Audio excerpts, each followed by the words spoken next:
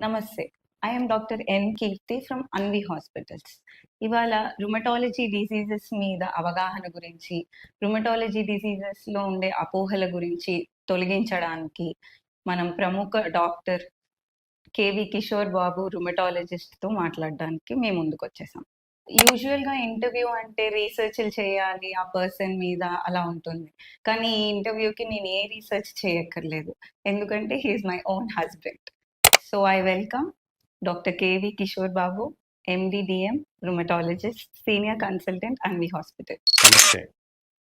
So are you ready for the Viva? Yes, I am very much ready.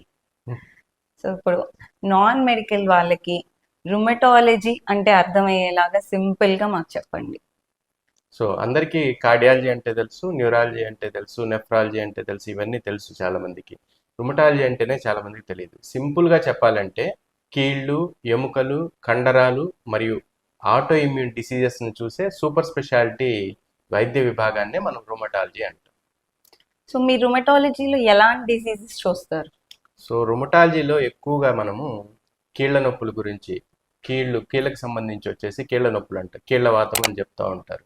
Rheumatoid arthritis అని, govt అని, psoriatic arthritis అని ఇవన్నీ ఉంటాయి. తర్వాత కీళ్ళ నొప్పులతో పాటుగా కనెక్టివ్ టిష్యూ డిజార్డర్స్ అంటాం. వీటిలో ఎక్కువగా ఎస్ఎల్ఈ అని, షోగ్రన్ సిండ్రోమ్, సిస్టమిక్ స్క్లీరోసిస్, కండరాలకు సంబంధించి వచ్చేసరికి మయోసైటిస్ అని, ఫైబ్రోమయాల్జియా అని చూస్తాం.